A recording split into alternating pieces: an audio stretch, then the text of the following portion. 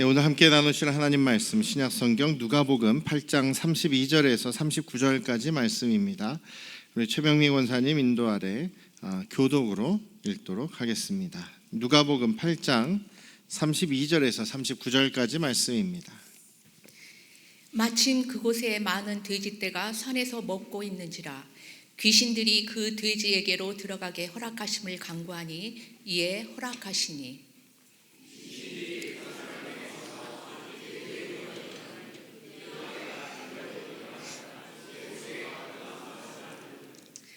치던 자들이 그 이루어진 일을 보고 도망하여 성내와 마을에 알리니 사람들이 그 이루어진 일을 보러 나와서 예수께 이르러 귀신 나간 사람이 정신이 온전하여 예수의 발치에 앉아 있는 것을 보고 두려워하거늘 귀신 들렸던 자가 어떻게 구원받았는지를 본 자들이 그들에게 이르매 거라사인의 땅 근방 모든 백성이 크게 두려워하여 예수께 떠나가시기를 구하더라.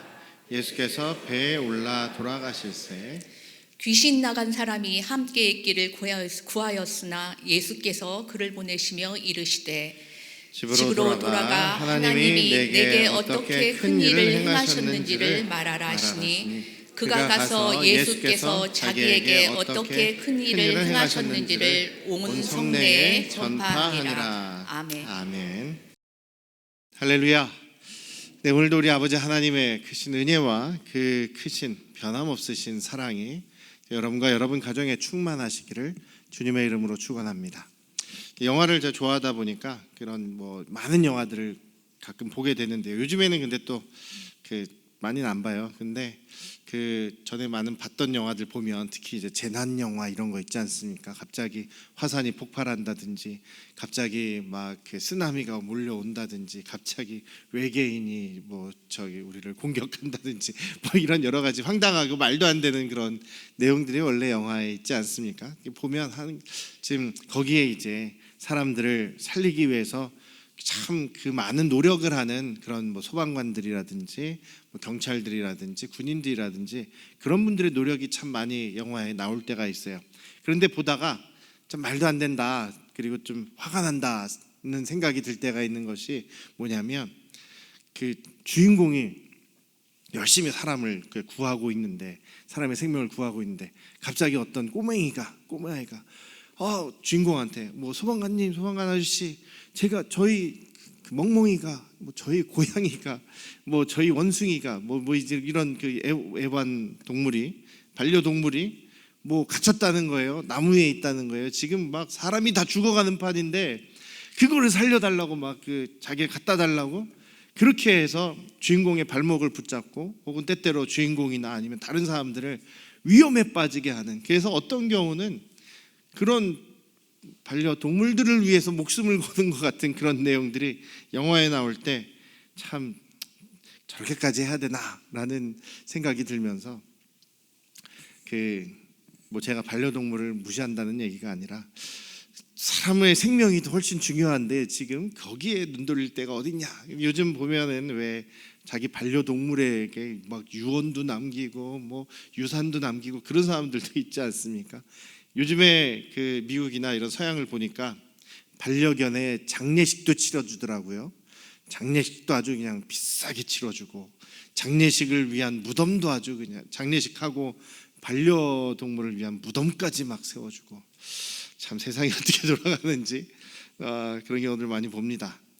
오히려 사람보다 그런 다른 것들의 가치를 더 높게 여기는 그런 모습들도 있고, 또 여전히 세상에는 사람과 사람 사이의 관계에서 다른 사람을 막 차별하고 무시하고 미워하고 가치 없는 존재로 여기는 그런 일들이 또 많이 벌어지지 않습니까? 요즘도 가끔 가다가 그런 서양 같은 데 가면 한국 사람이든 일본 사람이든 할 거 없이 무조건 중국 사람이라 그러면서, 아시아 계통 사람들은 다 중국인 집에 가라, 너희들 때문에 코로나 걸려서 많은 사람이 죽었다 이러면서 우리나라 사람까지도 전혀 상관없는 사람들도 미움을 당하는, 그래서 사람과 사람 사이에서의 그런 아무 이유 없는 그런 미움, 그런 차별, 이런 것들이 여전히 많이 존재하고 있는 것이 우리 인간 사회인 것이죠. 여러분들은 다른 사람을 보실 때 어떤 기준에서, 어떤 관점에서 사람들의 가치를 매기십니까? 요즘 여전히 또 직업을 구하기가 쉽지 않고 우리 청년들도 직장을 들어가기 위해서 많이 노력을 하는데, 면접을 보면은 이제 그 회사에서 면접 보는 사람은 항상 사람의 인격으로 보는 것이 아니라 저 사람이 우리 회사에 얼마나 가치가 있는지, 얼마나 기여를 할 건지, 얼마나 많은 돈을 벌어다 줄 건지, 그런 관점에서 사람들을 판단하고 평가하지 않습니까? 그래서 능력이 있는 사람은 막 이렇게 대우를 해주고, 능력이 부족한 사람들은 무시하고 미워하고, 이런 모습들이 우리 사회에서 많이 보여지는 모습 같아요. 사람이 사람을 대할 때 어떤 눈으로, 어떤 관점에서, 어떤 마음으로 대하느냐, 그런 것은 특별히 우리에게 있어서도, 특별히 믿음의 사람들에게는 더욱 중요한 모습이 아닐까 싶습니다. 왜냐하면 예수님께서 어떤 사람을 대하실 때든 예수님께서는 그를 정말 천하보다 귀한 한 영혼으로 대해 주시지 않으셨습니까? 그 모습이 오늘 말씀에서도 그렇게 나타나고 드러나고 있습니다. 거라사라는 지역의 이야기가 나오는데요, 거라사인의 땅에서 벌어진 일이다라는 말씀으로 오늘 본문이 시작을 합니다. 26절에 그렇게 시작을 하는데요, 거라사인들이 사는 땅, 거라사인들의 지역은 갈릴리 호수로 보면 이제 동쪽에 있는 그런 지역입니다. 대부분이 이방인들이라 그래요. 유대인들이 아니라 이방 사람들이 살고 있어요. 그래서 유대인들은 절대 돼지고기를 먹지 않습니다. 돼지를 먹지 않아요. 근데 이방인들은 돼지를 먹거든요. 그래서 여기서는 돼지를 키우고 돼지를 많이 키우는 그런 일들이 벌어지고 있는 것이죠. 그래서 오늘 여기에 지금 이 거라사 지역에 있는 이 귀신 들린 사람, 군대 귀신이라고 해서 그 당시에 이 군대라고 할 때 그 한 로마 군대로 치면 이제 로마의 한 여단이다, 이렇게 되어 있죠. 여러분들 성경 30절에 보면 군대라는 거에 앞에 1번이라고 써 있지 않습니까? 성경 밑에 보시면 이제 주석이 설명이 되어 있는 거예요. 레기온이라는 말로, 헬라어로 레기온이라는 말인데 로마 군대의 여단 규모다. 그래서 보통 4,000명에서 6,000명 정도까지도 이 여단 규모라는 거예요. 그러니까 한 사람 몸에 귀신이 막 몇 천이 들어가 있다라는 이야기를 하는 거죠. 하나가 들어와도 힘든데 지금 몇 천이 들어가 있으니 이 사람은 정말 지금 죽지 않고 정신이 파괴되지 않고 있는 것만 해도 참 어떻게 보면 참 불쌍한 사람인 거죠. 이런 지방에 예수님께서 오십니다. 예수님께서 오셨는데 이 사람은 이방인일 가능성이 많아요. 아마 이방인일 것이다. 거라사인의 지역에서 살고 있는 사람, 거의 이방인이기 때문에 아마 이방인일 수 있겠다. 아마 유대인이라 하더라도 이방인과 함께 살고 있는 아마 극소수의 유대인일 수 있다. 그렇다면 유대인의 주류가 아니라 유대인과 함께 살지 못하고 떨어져 있는 그런 사람일 수 있다라는 얘기를 합니다.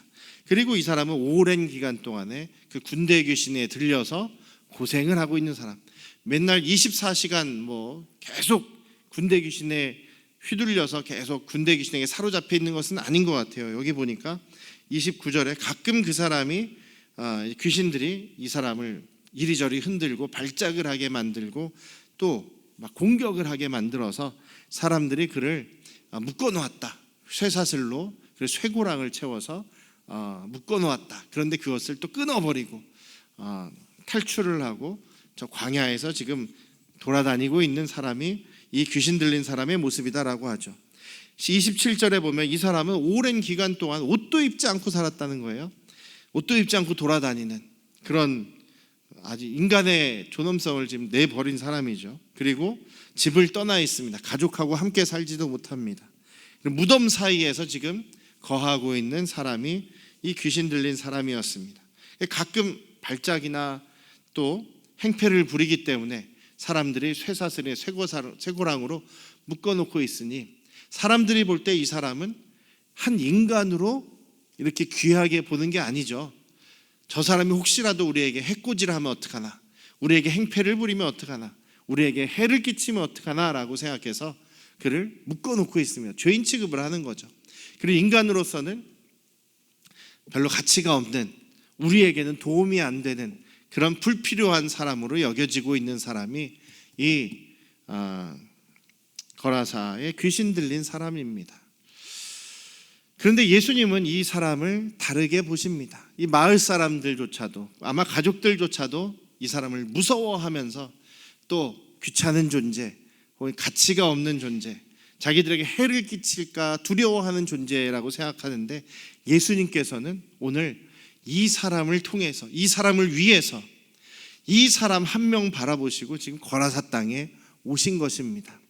성경에 보면 한 사람 만나시려고 예수님께서 많은 시간과 노력과 또 힘든 것을 이겨내시는 것을, 그런 이야기들이 나와 있는 경우들이 있습니다. 수가성 여인도 그렇고, 오늘 여기서도 이 사람을 만나기 위해서 22절부터 이 얘기가 시작을 하는 거예요. 원래 누가복음 8장 22절에서 어느 날 갑자기 제자들과 함께, 자 우리 배 타고 저 건너편으로 가자.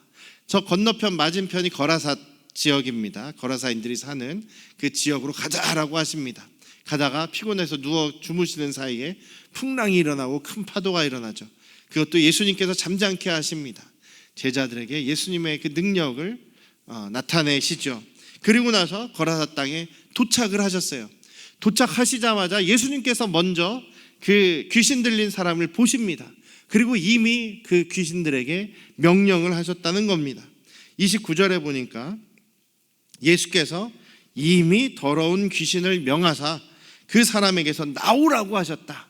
이미 예수님께서는 그 거라사 땅에 딱 배대고 도착하자마자 멀리서 그 사람을 먼저 예수님께서 보시고 먼저 귀신들 보러 이미 나오라고 명령을 하셨다라는 것입니다. 그리고 나서 예수님께서 그 사람을 고치시죠. 그리고 마을 사람들이 와서 그 이야기를 듣고 나서는 그 마을에서 전도하신 것도 아니에요.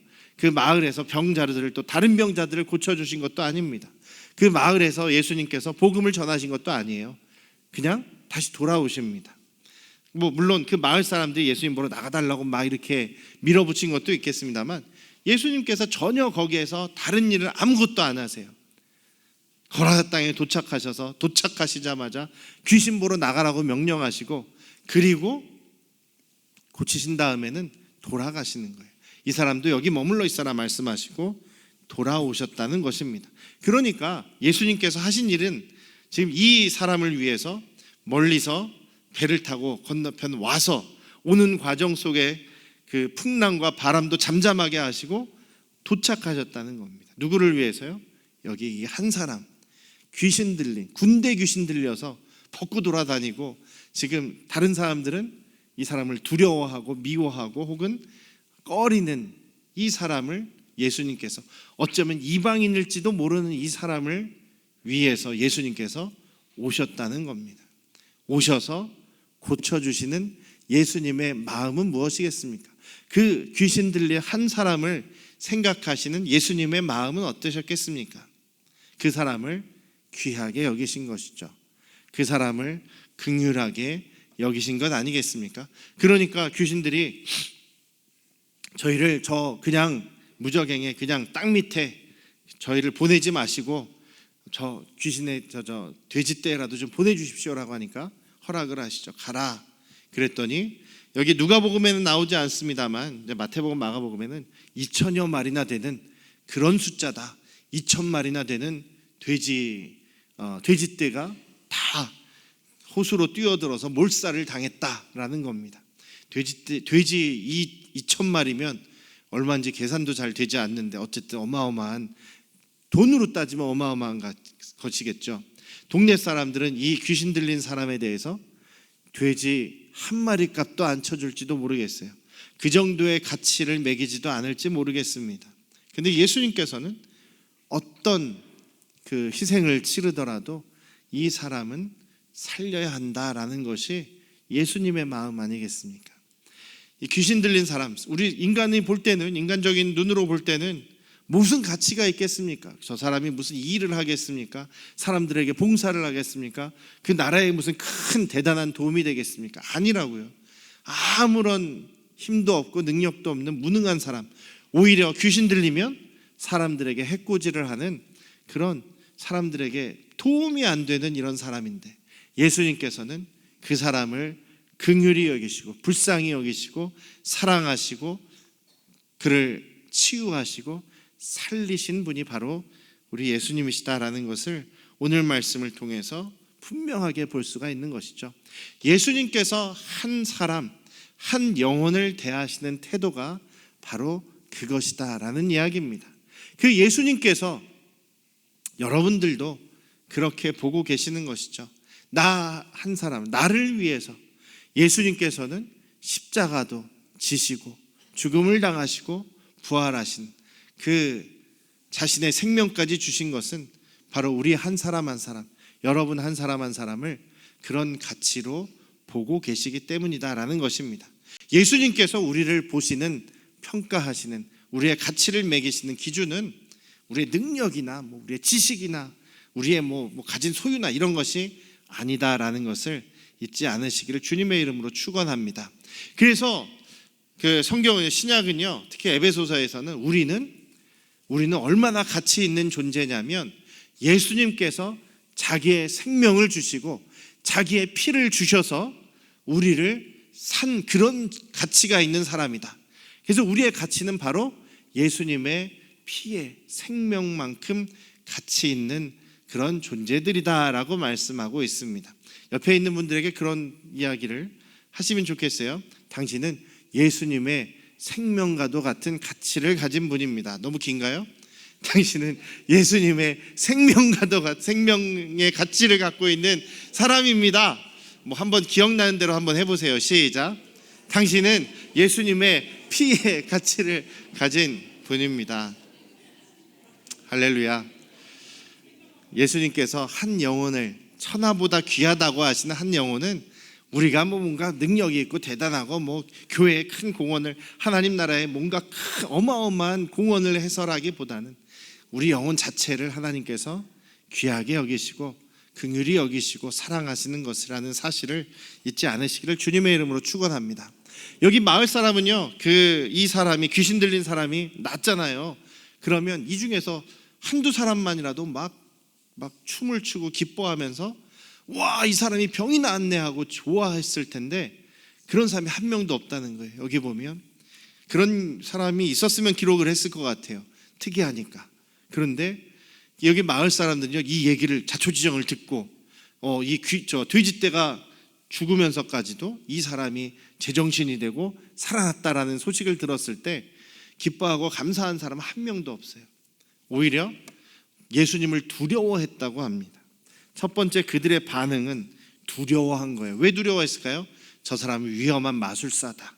예수님을 무슨 선지자나 무슨 메시아나 이렇게 본 것이 아니라 이방인들이기도 하고 어쨌든 이들은 위험한 마술사라고 생각을 한 거예요. 마술을 부려서 사람들에게 해를 끼치는 사람. 당시의 마술사에 대한, 이방 나라에서의 마술사의 개념 별로 좋지 않았어요.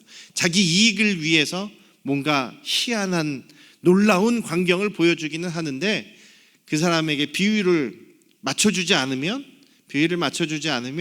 해를 끼치는 사람, 기적을 일으키는데 해를 끼치는 사람이라는 생각이 들었어요. 그러니까 자기 돼지떼들이 죽었으니까 자기들의 재산이 어마어마한 손해를 입은 것이지 않습니까? 그러면서 저 사람이 우리에게 와서 혹시나 우리가 대접을 잘못했다가는 우리 도시에 큰 재앙을 일으킬 수 있겠다라고 해서 예수님, 아이고 나가주십시오, 여기 떠나주십시오, 이렇게 부탁을 했다는 겁니다. 이들의 지금 반응은 자기들의 해를 입지 않을까라는 그런 두려움에만 사로잡혀 있고 경제적인 피해에 대한 안타까움만을 생각을 하고 있습니다. 더 큰 화를 당하면 안 되는데 라는 생각을 하고 있습니다. 아무도 귀신 들렸던 사람이 고쳐진 것에 대해서 기뻐하거나 감사하지도 않고 있습니다. 그러니까 한 사람의 생명이 아니라 자기들의 이익에, 자기들의 생활의 삶에 더 관심과 가치를 두고 있다라는 것이죠. 우리 예수님의 마음과는 완전히 다른 그런 마음 아니겠습니까? 지난 한 해 동안 우리가 표어를 저렇게 붙여놓고 예수님의 마음, 즉 우리 목자의 참된 목자의 마음으로 우리 사랑합시다, 이런 표어를 걸어놓고 한 해를 우리가 살았습니다. 여러분들은 저 표어를 얼마나 실천하셨는지 모르겠어요. 예수님의 마음, 여러분들 안에 예수님의 마음을 품고 계십니까? 여러분, 예수님께서 많은 계명, 여러 가지 계명도 말씀하셨지만 거기 가장 중요하고 가장 우리가 순종하고 실천하기 원하시는 것은 사랑하라는 것이죠. 내가 새 계명을 너에게 준다. 서로 사랑해라.